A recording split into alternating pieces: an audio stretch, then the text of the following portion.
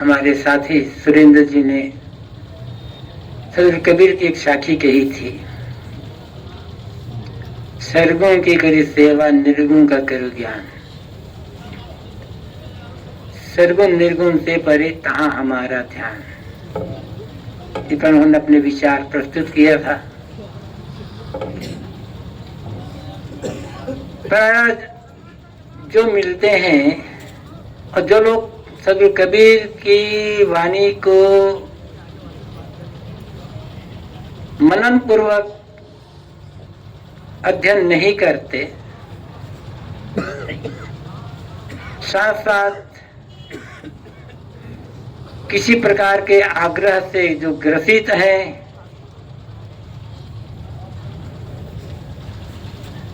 वे सभी लोग प्रायः यही कहते हैं कि कबीर साहब सगुन को नहीं मानते,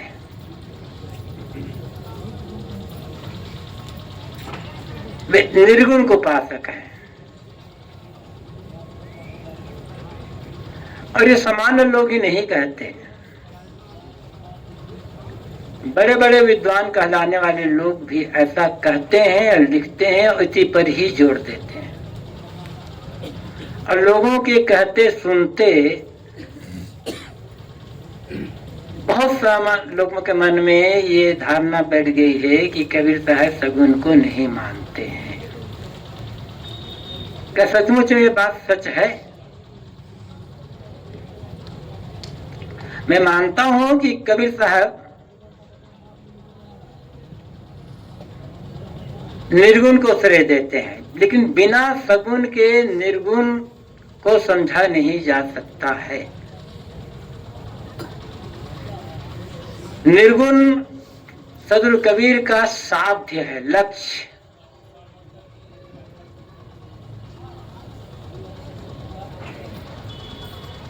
किंतु सगुण के बिना निर्गुण तक पहुंचा नहीं जा सकता।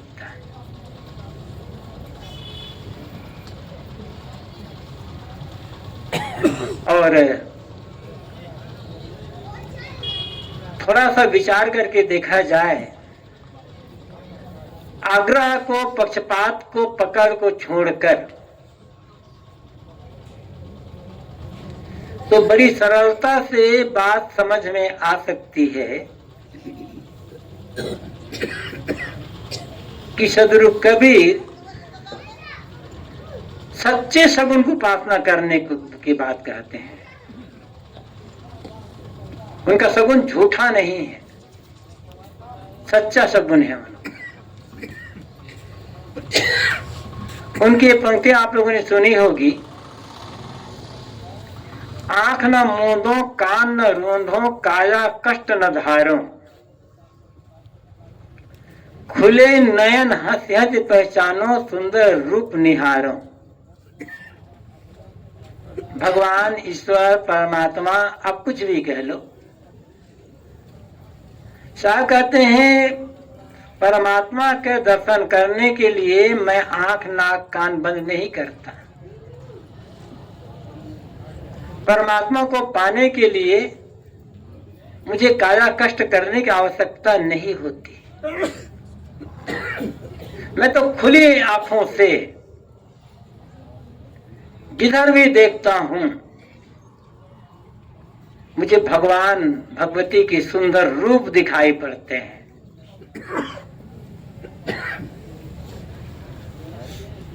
ये सगुन की ही तो बात है। देखो हमारे सामने बाएं तरफ भगवान बैठे हुए हैं और दाएं तरफ भगवती बैठी हुई है। इनको देखने के लिए आंख बंद करना पड़ेगा, खुली आंखों से हम देख रहे हैं। अब सोच लो, यहाँ जो मनुष्य बैठे हैं, नर नारी देव देवता बैठे हैं, ये सगुन है कि निर्गुण है? जो खाता पीता है, बोलता चलता है, काम धाम करता है, आता जाता है, जो समझता बुझता है,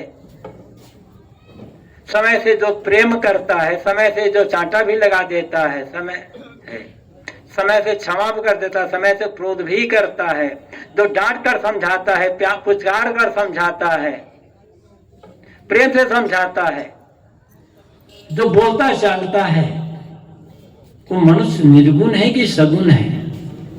अगर सगुण की बात क्या है? सगुण कहते किसे? जिसमें गुण हो, गुण वाले को सगुण कहा जाता है। और जितने प्राणी हैं सब सगुण हैं, ये निर्गुण तो है नहीं। सदगुरु कबीर यहां तक कहते हैं, कबीर जेती आत्मा तेते शालिग्राम, बोलनहारा पूजिए पाहन सो क्या काम। ये जितनी आत्मा है, जितने प्राणी हैं, केवल मनुष्य ही नहीं, मनुष्य के अलावा जितने प्राणी हैं, ये सब शालिग्राम भगवान है। इनकी पूजा क्या है, इनकी सेवा क्या है? सबसे बड़ी पूजा या कह सकते हैं सबसे बड़ी सेवा, किसी को जानबूझकर तन मन वचन से दुख न देना, पीड़ा चोट न पहुंचाना।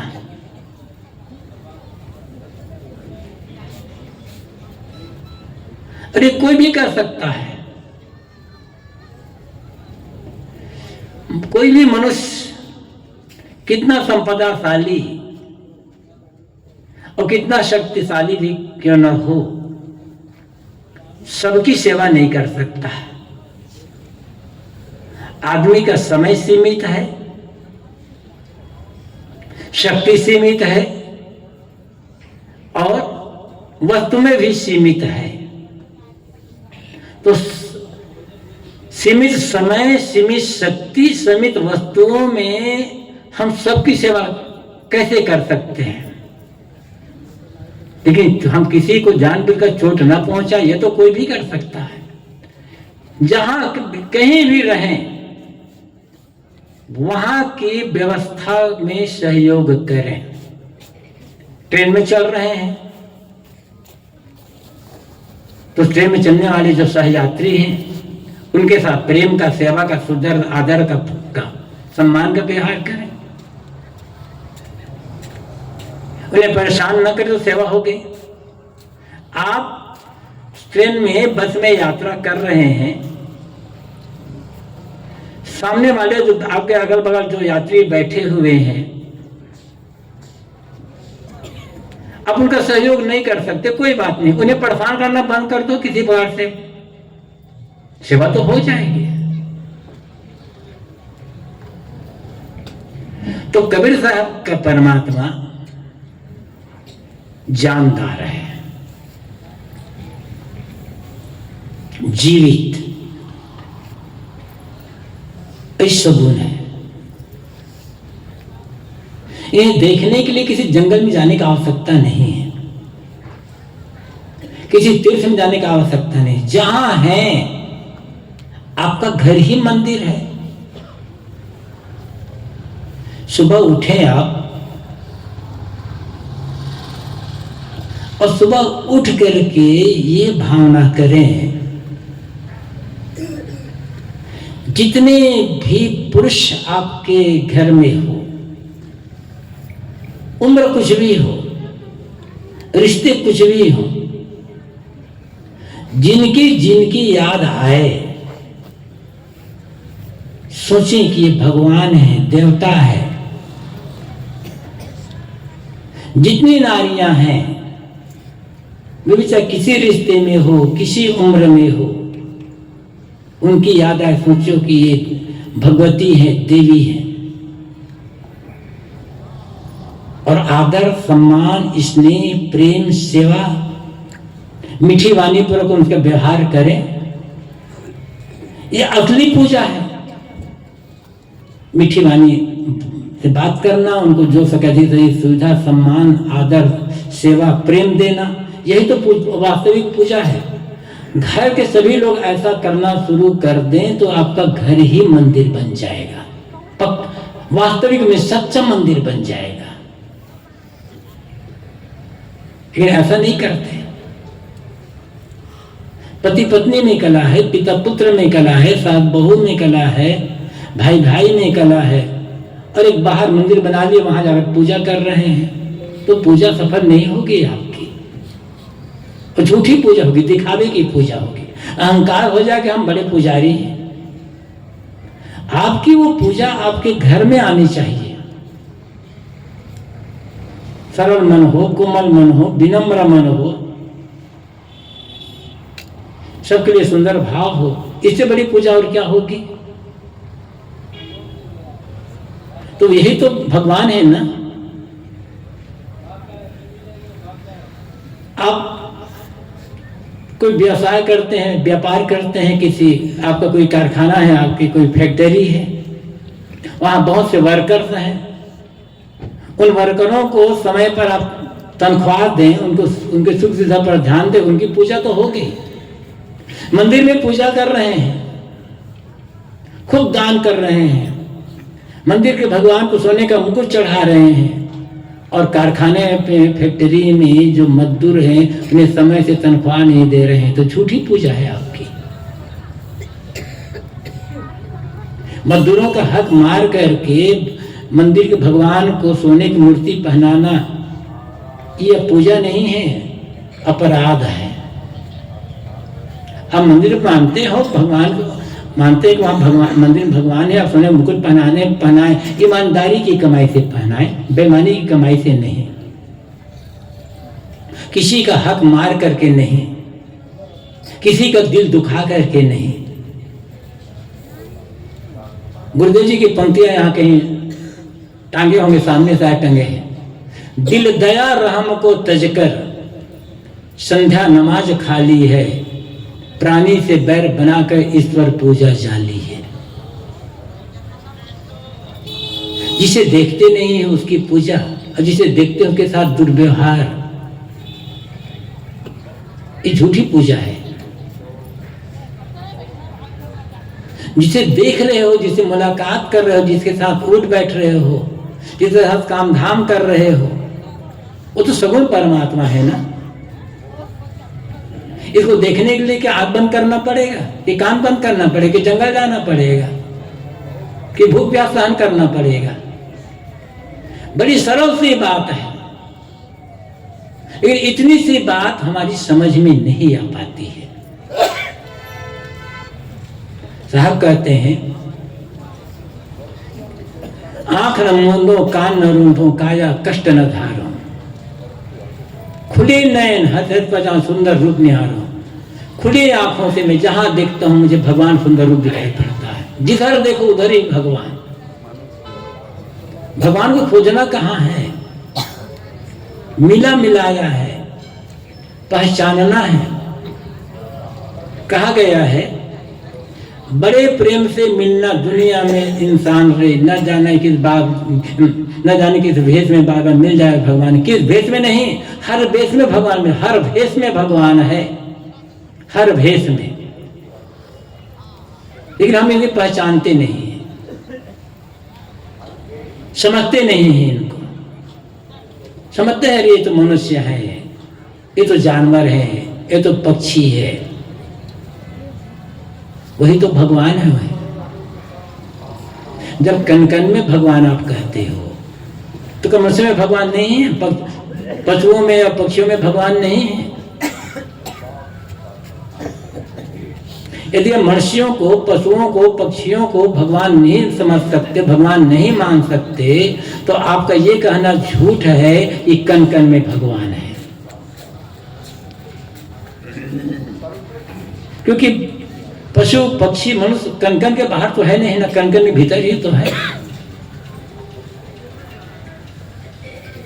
तो ये भगवान नहीं मान पा रहे हो। अब कबीर साहब ये भी कहते हैं, गुरु गोविंद दो खड़े काके लागू पाए, बलिहारी गुरु आपने गोविंद देव पिता। गुरु गोविंद दोनों खड़े हों, किसको प्रणाम करो? तो गुरु की बलिहारी, जिन्होंने गोविंद की वास्तविकता बताई, तो गुरु सगुण है कि निर्गुण है? क्या कहोगे? गुरु तो ज्ञान गुण से संपन्न है, दया क्षमा प्रेम आदि गुणों से संपन्न है, वो तो असली सगुण है ना। जो बराबर संत महंतों सिमरो हुई काल फांस से बाँचा हुई, संत महंतों के सिमरन करने को कहते हैं। तो ये संत महंत सगुण है कि निर्गुण है, साकार है कि निराकार है? गुरु को क्या कहोगे, साकार कहोगे कि निराकार कहोगे? कहते कभी निराकार को मानते, साकार को नहीं मानते। तो गुरु कौन है? संत महंत मनुष्य ये सब साकार है या निराकार है? आपको लगता है कि गुरु निराकार है, तो हो सकता है आपका कोई गुरु निराकार है, वो हार मांस वाले का आप गुरु ना मानते हो, बात दूसरी है। प्रत्यक्ष साकार तो गुरु है ना। गुरु क्या मनुष्य मात्र साकार है, पशु पक्षी साकार है। अब इनको कह रहे साहब कि ये सगुण परमात्मा है, इनकी सेवा करो। झूठी सेवा के लिए, झूठी पूजा के लिए साहब नहीं कहते। और सेवा की बात आती है तो कहा जाता है नर सेवा नारायण सेवा। तो नर तो नारायण नहीं है, नर अलग है नारायण अलग है। तो नर सेवा नारायण सेवा कैसे बनेगी?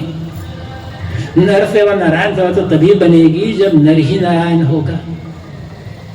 और आप नर को नारायण नहीं मानते हैं, तो नर सेवा नारायण सेवा कैसे बनेगी? अलग आप नारायण मानते हो, आपकी भावना है, मानो, उसके लिए मना ही नहीं है। लेकिन यदि नर को नारायण नहीं मान पा रहे हो, नर के साथ दुर्व्यवहार कर रहे हो, तो नारायण कभी खुश नहीं होने वाला है। किसी भी के साथ अनाचार कर रहे हो, अत्याचार कर, दुर्व्यवहार कर रहे हो, तो आप नारायण कभी खुश नहीं होने वाला है। एक बात समझो, आप किसी के घर गए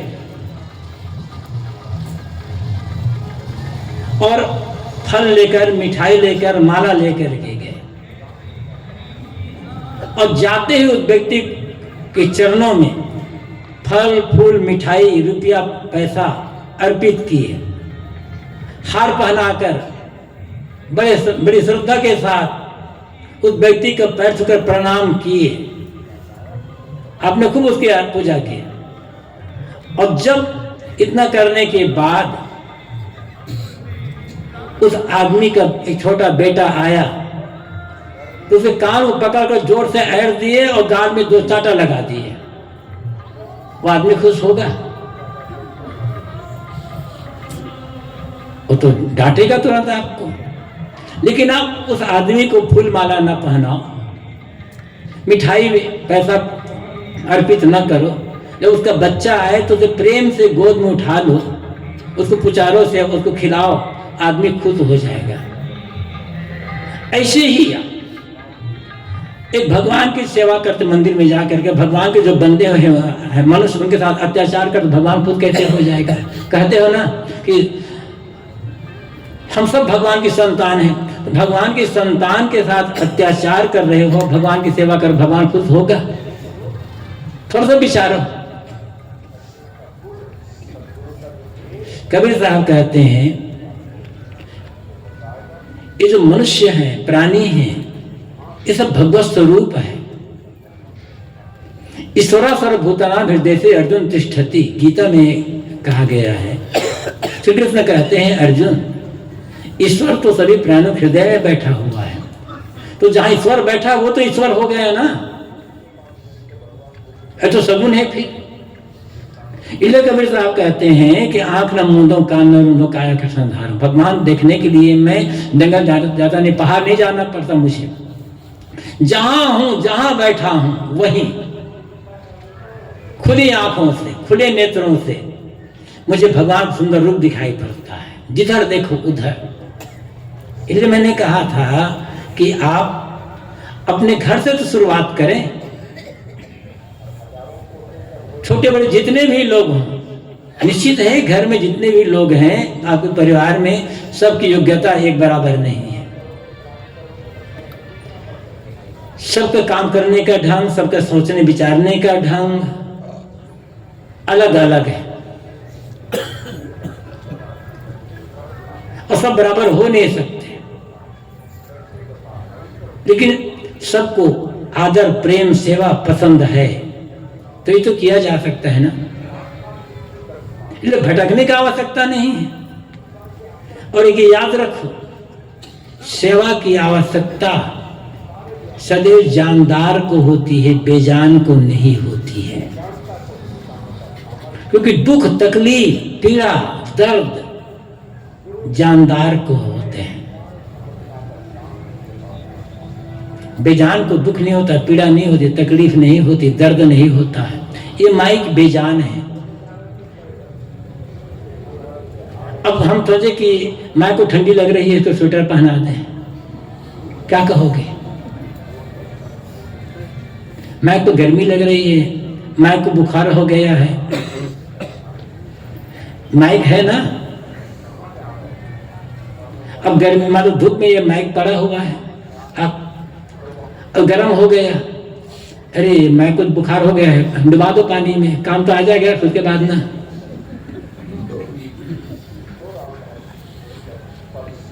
तो माइक की सेवा क्या है? इसे सुरक्षित रखना, बिगड़ गए इसे मरम्मत करना। मकान निर्जीव है, उसकी सेवा क्या है? मकान में टूट फूट हो रही है, मरम्मत करो, समय से रंग रोगन पोताई आदि करो, झाड़ू पोछा से साफ रखो, ये मकान की सेवा है। तो किसके लिए ये सेवा होती है? मकान में रहने वाले जो जानदार लोग हैं उनकी सुविधा के लिए। ऐसे आपकी गाड़ी बिगड़ गई तो गाड़ी बिगड़ गई तो समय से उसकी गाड़ी की मरम्मत करवाना, गाड़ी में तेल पेट्रोल बराबर समय से डालते रहना, गाड़ी की साफ सफाई रखना, हवा पानी सब देखते रहना, ये गाड़ी की सेवा है। और किसके लिए गाड़ी सेवा? जो जानदार लोग हैं उनके आने जाने के लिए गाड़ी होती है, इसलिए उस गाड़ी की मरम्मत रखना है। वो गाड़ी की सेवा जानदार लोगों के लिए, जानदार सुविधा के लिए होती है। ऐसे आप समझते चले जाओ। अब मकान को प्रणाम करो, मकान की आरती करो, गाड़ी की आरती करो, वंदना कर लो, तो ये आपकी भी भावना है और आपकी बहादुरी भी कह सकते हैं। वैसे तो हमारे यहाँ जब आदमी कहीं जाओ, किसी प्रदेश में जाओ, जब नई गाड़ी खरीद कर लाता है तो उसकी पूजा करता, आरती करता है, और उसकी गाड़ी के चाहे बाइक के हैंडल में हो, चाहे कार के स्टीयरिंग में हो, एक इतनी बड़ी लाल लाल चुनरी बांध देता है। ये लाइसेंस है, आंख मूंद कर चलाओ गाड़ी तो भी एक्सीडेंट नहीं होने वाला है, क्योंकि गाड़ी की आरती कर ली गई और गाड़ी में लाल चुनरी बांध दी गई। अब बिना लाइसेंस के चलाओ, गाड़ी चलाना नहीं सीखे तो भी चलाओ, आप उल्टा चलाओ, उल्टा बैठ कर चलाओ, एक्सीडेंट होना ही नहीं उसमें। कितना भटक गए हैं। गाड़ी की अच्छे गाड़ी के इंजन पर भरोसा नहीं है, अपनी ड्राइविंग पर भरोसा नहीं है, गाड़ी की जो अन्य मजबूती है उस पर भरोसा नहीं है। भरोसा कहाँ पर है? एक लाल चुनरी पर। लोग मकान बनाते हैं, बढ़िया मकान बनाएंगे, बढ़िया इंजीनियर लाएंगे, कुशल इंजीनियर से नक्शा बनाएंगे, किसी सिविल इंजीनियर से, फिर उसकी देख रेख में मकान बनाएंगे। सीमेंट बढ़िया हो, लोहा बढ़िया हो, बालू बढ़िया हो, अन्य जितने भी सामान हैं आजकल तो कैसे कैसे टायर हो, कैसे पत्थर हो, क्या क्या सब बढ़िया बढ़िया चाहिए। अब इंजीनियर की इंजीनियरिंग पर, सामान पर, ये पर भरोसा नहीं है। मकान बनकर तैयार हो गया तब एक काली हंडी डाल दी ऊपर में, ऊपर भरोसा है इतना। मतलब अब काली हंडी बनाने बता तो घर में जब लोग रहेंगे ना तो कभी झगड़ा नहीं, कोई वहां झगड़ा नहीं करेगा, कोई बीमार नहीं पड़े, उस घर में कोई मरेगा भी नहीं। काहे खोदे हो गया। इस बार मैं कहता हूं तो मुझे याद आ जाती है बात अक्सर, करीब 9-10 साल होता होगा, जयपुर राजस्थान की राजधानी वहाँ है। जयपुर में एक कार्यक्रम था, एक नया मकान बना था, बहुत बढ़िया 3 तल्ले का। गृह प्रवेश नहीं हुआ था, घर वाले रहते नहीं थे, लेकिन उसमें हमारे संतों का निवास दिया गया था। उस छत पर मैं घूमने गया था कार्यक्रम बाद शाम को, तो देखा कि छत के ऊपर सबसे टॉप छत पर बाहर में स्कूटर का एक पुराना टायर रस्सी से बांधकर लटकाया गया था। मैं कहा अभी इतना बढ़िया मकान बिल्कुल नया बना हुआ है, रंग रंग सब बहुत बढ़िया है, स्कूटर पे एक पुराना टायर, वो भी नया टायर नहीं है, पुराना टायर जो बेकार हो गया वो लटकाया गया। नीचे उतरा तो मैंने लोगों से पूछा, भाई ये पुराना नया मकान है, इसमें स्कूटर का पुराना टायर लटकाया गया है, क्यों लटकाया गया? कि मेरा पता नहीं, मैं पता तो नहीं है, इसलिए लटकाया गया कि मकान को नजर न लगे। मैं कहा अच्छा, मकान को भी नजर लगती है? तो फिर मैंने वहां लोगों से कहा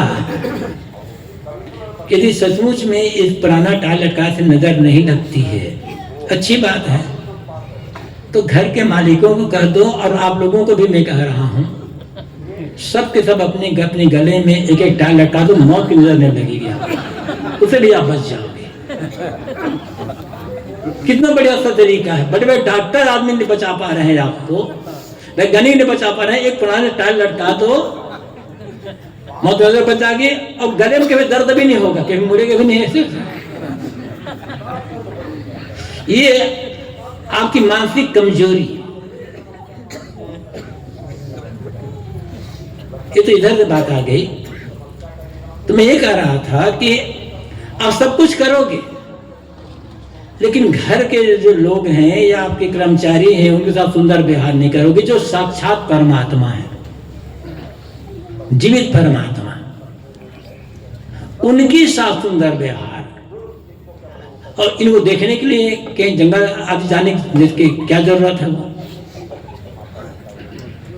इल्ला साहब कहते हैं कि मेरा जो परमात्मा है कहीं बाहर नहीं है, खुली आंखों से जहां देखता हूं मैं, मुझे सुंदर रूप दिखाई पड़ता है परमात्मा का। सगुण परमात्मा है, दिखाई पड़ेगा तो सामने बैठे हुए जो लोग हैं, और इन्हीं का रास्ता और भी जितने भी हैं सब हैं। अब रही बात निर्गुण की, तो आपको उसके लिए भटकना नहीं है, तब उसके लिए भी कह देते हैं तेरा साहब है घर भीतर बाहर रहना क्यों खेले, तेरा जो साहब है, तेरा जो परमात्मा है, जब तक प्राणी रूपी सगुण परमात्मा की सेवा रूपी भक्ति नहीं की जाएगी, या जो गुरु जो सगुण परमात्मा है जीवित, उनकी सेवा नहीं की जाएगी, उनकी भक्ति नहीं की जाएगी, तब तक उस निर्गुण परमात्मा जो हृदय में बैठा हुआ है उसका बोध नहीं हो सकता है। सेवा के माध्यम से हम वहां तक पहुंचेंगे, और खोजना नहीं है, मिला मिलाया है। कहा तेरा साहब है घट भीतर, बाहर नहीं ना क्यों पहले, बाहर आंख खोलने की जरूरत। जब व्यवहार में क्षेत्र में है, सगुण के क्षेत्र में है, वहां आंख बंद नहीं करना है,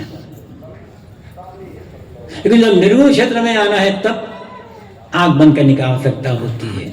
ध्यान हम करते हैं तो आंख बंद करके ध्यान करते हैं ना, आंखें जितनी खुली रहेगी बाहर जैसे दिखाई पड़ते रहेंगे तो मन स्थिर नहीं हो पाएगा, अंतर्मुख नहीं हो पाएगा। तो साहब कहते जिस परमात्मा को तू खोज रहा है बाहर, भटक रहे हो यहां पर, वो तो तेरे भीतर ही बैठा हुआ है। जो तिलमाही तेल है जो चकमक में आग, तेरा साईं तुझ में जाग सके तो जाग। पाना नहीं उसको, मिला मिलाया है। तो दोनों समझने की आवश्यकता है, सगुण को भी निर्गुण को भी। और ये बात बहुत पहले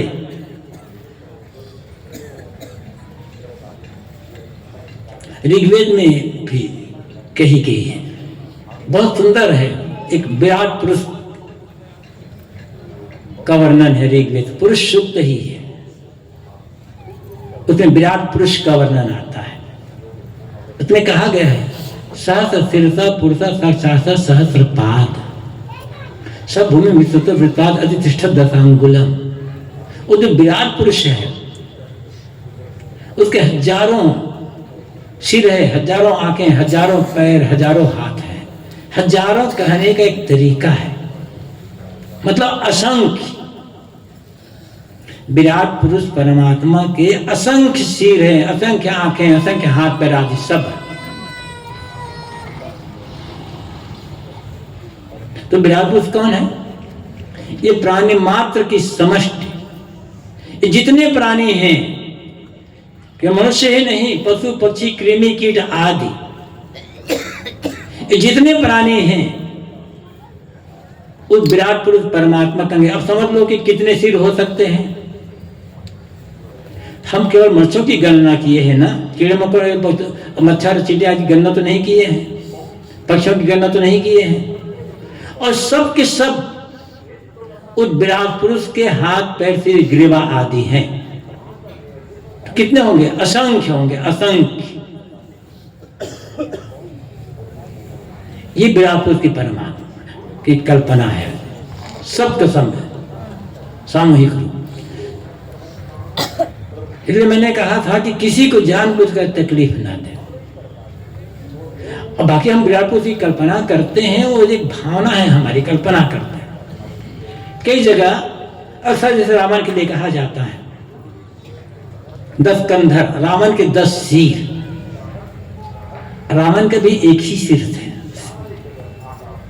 10 सिर नहीं थे रावण के।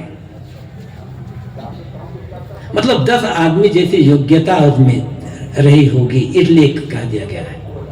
ऐसे जैन पुराण पौमचरियम में एक बात आती है कि रावण छोटा बच्चा था तो मोतियों की माला पहना था। उस माला में 10 मोती लगे हुए थे। उन मोतियों में रावण का चेहरा झलक रहा था। तो रावण का पिता आया, वो कहा, अरे रावण, तू तो 10 सिर वाला हो गया है। ये जैन पुराण, जैन रामायण में बात आती है। ऐसा नहीं कि रावण के 10 सिर रहे होंगे। छत्तीसगढ़ में यूट्यूब दिखाई तो नहीं पड़ता, लेकिन छत्तीसगढ़ में जगह जगह रावण का पुतला बनाकर रखा जाता है मैदान में। और 10वें दिन दाह संस्कार उसका होता है, मतलब रावण जलाया जाता है। कहीं भी आप जाकर देखोगे नियम क्या है। और वहां छत्तीसगढ़ में ऐसा भी लोग करते हैं, रावण बना देंगे, 10 सिर बना देंगे और 20 हाथ बना देंगे। तो 20 पैर भी बना भाई। हमारे एक सिर है, 2 हाथ है, 2 पैर हैं। तो रावण के जब 10 सिर बनाए, 10 बनाए और 20 हाथ बनाए तो 20 पैर बनाओ। 20 पैर बनाओ तो चलेगा कैसे आदमी? सर सोचो, रावण के 10 सिर नहीं थे, एक ही सिर था। खैर, बात विराट पुरुष परमात्मा की आ रही है। जितने प्राणी हैं सब विराट पुरुष परमात्मा के अंग है। सब भूमि विश्वतो विराट, और दुनिया में सब तरफ वो विराट पुरुष परमात्मा फैला। जहां जाओ वहां प्राणी मिलेंगे। मनुष्य नहीं मिलेगा, पशु मिलेगा, पशु नहीं, पक्षी नहीं तो कीड़े मकोड़े कहां नहीं है। ये जो विराट पुरुष परमात्मा है ऋग्वेद का, वो हर जगह व्याप्त है। मतलब कहीं जाओ प्राणी मिले, कहीं जाओ प्राणी मिलेंगे। और जो भी प्राणी कीड़े मकोड़े भी परमात्मा स्वरूप ही है। ये सगुण परमात्मा का वर्णन आता है। लेकिन जब अंदर की बात आती है, ये तो बाहर की बात होगी। अंदर की बात आती है, तब ऋषि कहते हैं अतिरिक्त दशांगुलम, दुनिया में सब तरह से व्याप्त होकर 10 अंगुल ऊपर बैठा हुआ है। तो जब सतह से व्याप्त है तो 10 अंगुल ऊपर कैसे बैठा हुआ है? सतह से जब व्याप्त है वो सगुण परमात्मा की बात है। और 10 अंगुल ऊपर जो बैठा है निर्गुण परमात्मा की बात है। नाभि से 10 अंगुल ऊपर नापो तो क्या आएगा? आपका हृदय आएगा। वो निर्गुण परमात्मा वहां बैठा हुआ है, जिसे हम जीव चेतन आत्मा कहते हैं। और स्थिति अपने आप में होती है, बाहर स्थिति हमारी नहीं होगी। बाहर परमात्मा कितना सुंदर क्यों ना हो जाए, उसमें हमारी स्थिति नहीं होगी। स्थिति अपने आप में होती है। ब्रह्मलीन हो जाना, आत्मलीन हो जाना, ब्रह्मभूत हो जाना, ये जो शब्द चलते हैं, इसका मतलब ब्रह्मलीन होने मतलब क्या है? आत्मलीन हो जाना। आत्मलीन अपने आप में लीन होना। लीन होना क्या है? मन शांत हो गया, सारे विचारों से रहित, सारे संकल्पों से रहित हो गया, मन का व्यापार शांत हो गया, समाप्त। शेष क्या रह गया? आपकी आत्मा रह गई, आप रह गए। बस यही आत्मलीन होना है। उसमें कोई हमसे अलग तो है नहीं कि उसमें जाकर के हम मिल जाएंगे। मिलना मिलाना विकारी चीजों में होता है। दूध और पानी एक दूसरे में मिल गए तो दूध भी विकारी है, पानी भी विकारी है, इसलिए दोनों एक में मिल गए। तो ऐसा कोई आत्मा परमात्मा विकारी थोड़े हैं, अपने आप में लीन हो गए, बस हो गया। वो तो हम खुद ही हैं। बस करना क्या है? बाहर सब कुछ से अपने मन को मोड़ लेना, यही करना है। श्री रामनाथ साहब ने कहा है, प्राप्त जीव इच्छा नहीं केवल हंत छुड़ाओ, निज स्वरूप लिखी दयायुक्त जिन जाने अपना। प्राप्त जीव इच्छा नहीं, जीव को कुछ पाना नहीं है, पाने की इच्छा नहीं करना है। जिसे पाना चाहते हैं वो मिला मिलाया है। आप मोक्ष पाना चाहते हो, कैवल्य पाना चाहते हो, निर्वाण पाना चाहते हो, परमात्मा पाना चाहते हो, तो मिला हुआ है पहले से, पहचानने की आवश्यकता है। पाने की इच्छा नहीं करना है। करना क्या है? केवल केवल अहंकार छुड़ा दो। अहंकार ही बाधक है, और अहंकार सदैव झूठी वस्तुओं का होता है।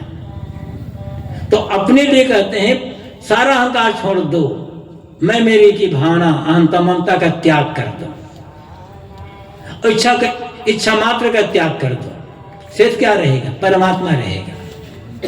और अपने से जो अलग, उनके लिए निज स्वरूप रखी दयायुक्त।